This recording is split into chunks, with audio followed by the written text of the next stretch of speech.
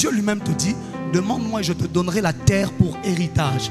L'erreur du fils prodigue n'a jamais été de demander son héritage. Son erreur, c'était de s'éloigner de la maison du Père après avoir reçu l'héritage. C'est parce qu'il était loin du Père qu'il a dilapidé, qu'il a perdu tout ce qu'il avait. Pourquoi? Tant que tu restes près du Père, tu ne peux pas perdre ce qu'il te donne. Le problème, c'est lorsque tu t'éloignes. Dieu n'a pas de problème avec la demande que tu lui fais. Dieu a un problème parce que quand tu reçois, tu t'éloignes de lui.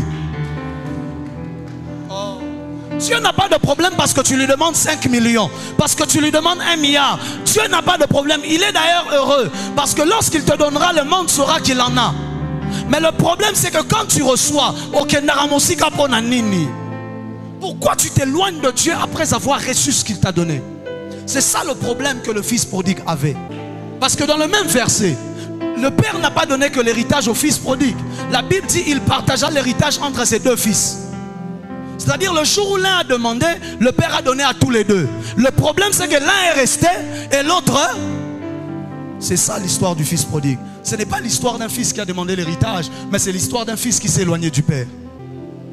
Voilà pourquoi, lorsqu'il a pris conscience, il n'a pas dit « je vais travailler pour récupérer l'héritage que j'ai perdu ». Non, il a dit « je retournerai vers mon père ». Parce que le problème n'était pas l'héritage, le problème c'était l'éloignement.